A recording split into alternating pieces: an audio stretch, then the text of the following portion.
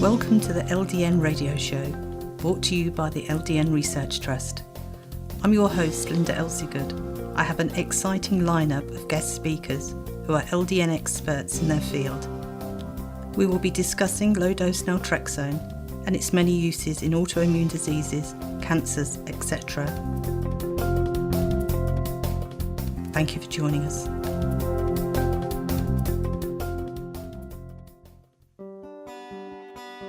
This show is sponsored by our members who made donations.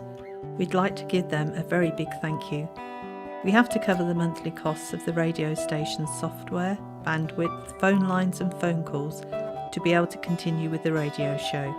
And thank you for listening. Today I'm joined by Kathleen from the United States. Thank you for joining us today, Kathleen. Thank you for having me, Linda. So could you tell us for what condition you use LDN for and what that condition actually is? I use LDN for Adhesive Arachnoiditis, which is a chronic inflammation of the spinal cord, which is incurable, not reversible, and could actually be progressive. And so it is an inflammation that doesn't turn off. Okay. I mean, is it an inflammation that causes really bad pain in your back? It doesn't cause pain in my back for myself. It does cause really bad pain from my hips to my toes, and that is pain in the form of neuropathy and the electrical stimulus that can cause sharp bolts of pain, but most of the time that kind of electric pain. Mm-hmm. So is it really painful if you sit still in the same position for a long time? It's painful if I sit still for a long time, if I stand for a long time, or if I walk for a long time. Mm-hmm. That's interesting. Yes, and so, the pain is there and actually caused quite a deterioration in my functional status. And I did not find much relief with, the narcotics that were offered to me to try. And I didn't like the side effects of narcotics. I wanted to maintain as much independence as possible with driving. I wanted cognitive clarity, and I wanted more relief from the neuropathy itself. And I was fortunate to have a friend who was a pain doctor, and she said that she had about 80 plus patients on LDN. And so I traveled up to see her 3 hours north of me, and she introduced me to the concept, and I started it in August of 2016. And I will say that within 3 days' time, I was experiencing significant relief from the neuropathy. Wow. And what about the electric pains that you were having? I'm thinking, I used to have electric shock feelings down my arms. Was it that kind of a thing? And you said bolts of pain? Yes. Prior to taking the LDN, I was experiencing, especially in my left leg, there was a sense as if my leg was, dead or non-existent. And at the same time, I would have bolts of pain, electric in nature, that would shoot all the way down to my big toe. Mm. And after beginning the LDN, I actually stopped having those bolts of pain. Wow, that's amazing. Because I felt like I got my leg back on the LDN, it actually improved my gait, so I could walk with better balance.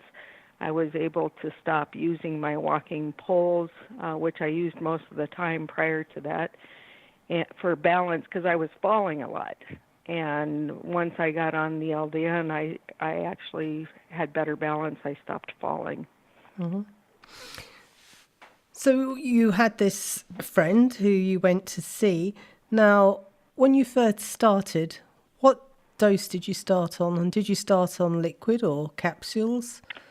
They were capsules. They were compounded by a local pharmacy, old-time pharmacist who was nearing retirement. So he had been a pharmacist for, probably 50 years.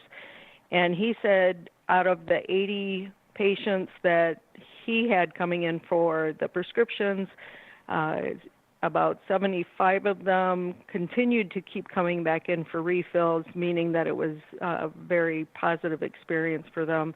And he said, I don't know why it works, but sometimes you have to think outside the box. Mm-hmm. So what strength was it you started on?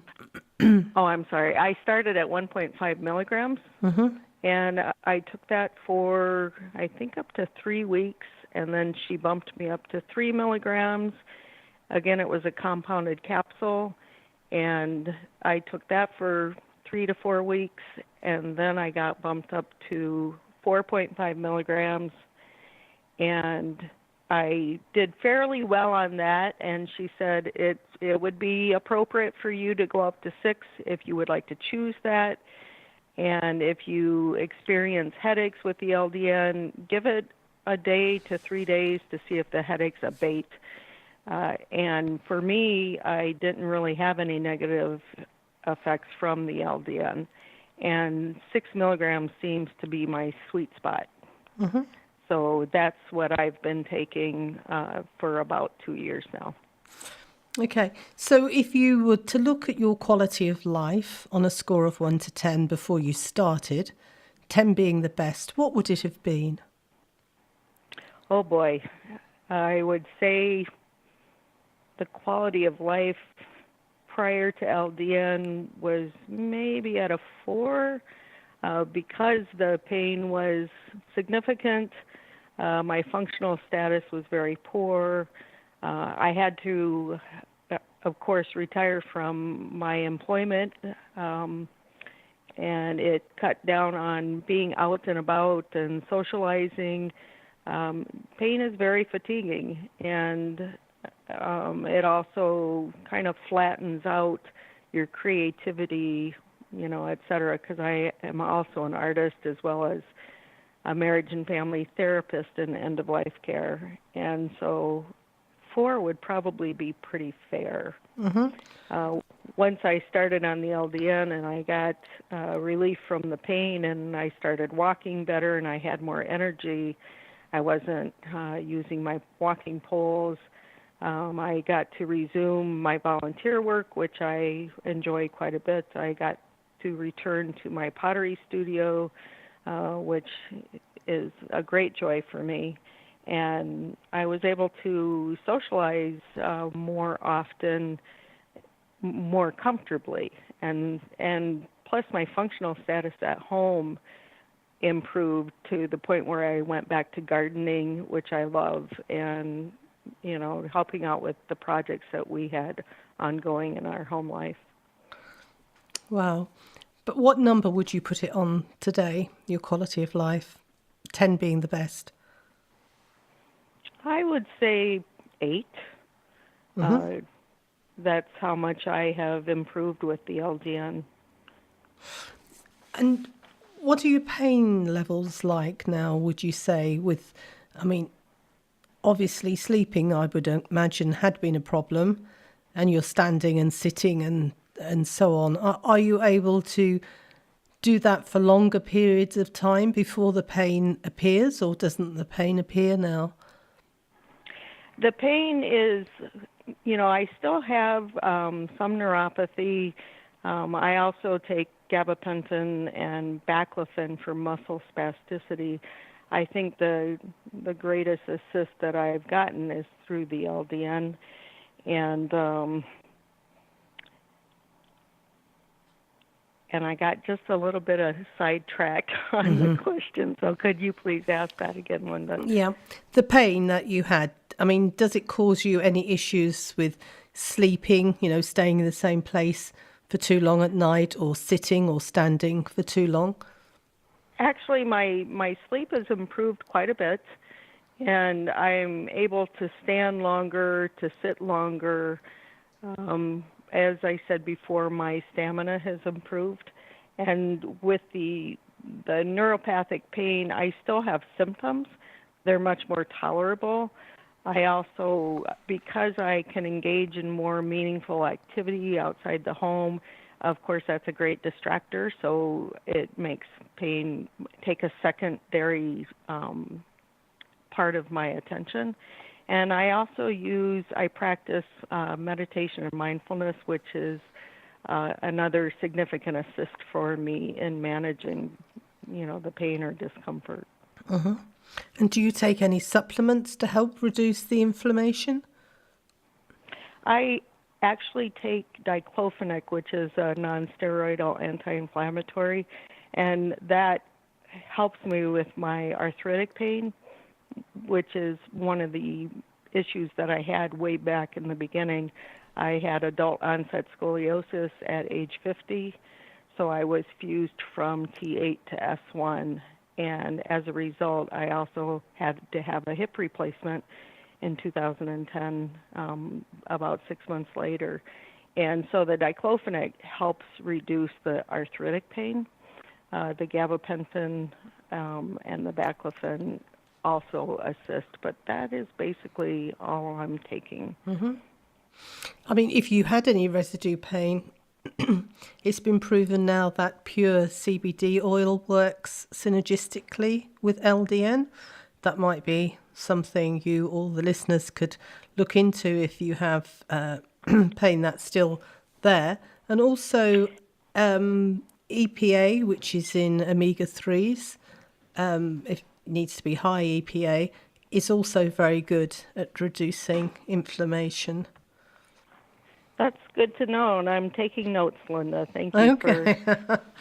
I had heard about CBD oil, and is that something that people take orally, or do they use it topically? Orally. Okay. Mm-hmm. But we know some researchers, and they've done research with how LDN and the CBD oil works. It just works so well together. I mean, some people find that they don't need anything else. The LDN works well.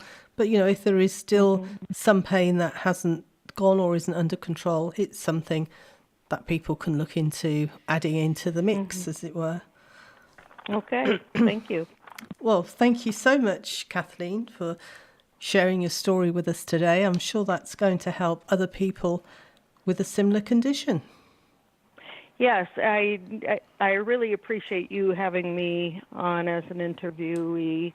The adhesive arachnoiditis, it seems to be a condition that affects many, and I don't think it's as well known by the medical community as it should be. Mm-hmm. And in fact, I had troubles with the doctor who knew I had it, and the only reason that I found out was procuring my medical records and reading it, and then having to bring it up to him.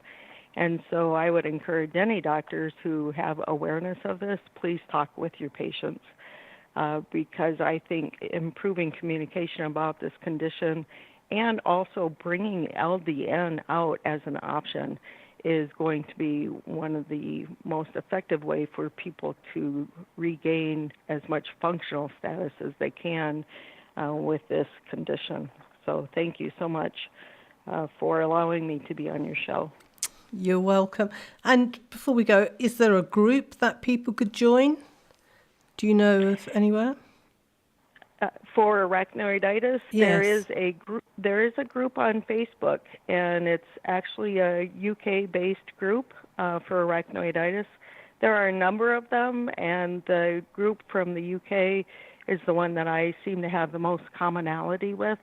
And so you learn quite a bit about how to function with the disease, how to rise above it, with your attitude and your perception of it so that you can have the optimal life experience. But this group has the ability to, people give each other support, and they give each other encouragement, and they also, cheer each other on. but they also honor the challenge that we all go through with this condition, and having that kind of community makes it feel less lonely, because it can be a very isolating experience. Having someone to talk to who understands, who's walked in your shoes, really does help, doesn't it? Mm-hmm. It really does. And, arachnoiditis, because it can be progressive, there are people who certainly end up in wheelchairs. Sometimes it's a reclining wheelchair, and sometimes it's bedbound. And so it can be a progressive condition, which is quite frightening. And this group has been my primary source of inspiration and support and encouragement, and I would applaud all of them for their courage and their resiliency in dealing with a condition that's quite challenging. Well, we've run out of time, so thank you, Kathleen, and long may your success remain, and I might get to see you in Wisconsin. Thank you so much, Linda, and I look forward to future encounters with you. Thank you. You take care. Bye-bye. Okay. Bye-bye. This show is sponsored by our members who made donations. We'd like to give them a very big thank you. We have to cover the monthly costs of the radio station's software, bandwidth, phone lines and phone calls to be able to continue with the radio show. And thank you for listening.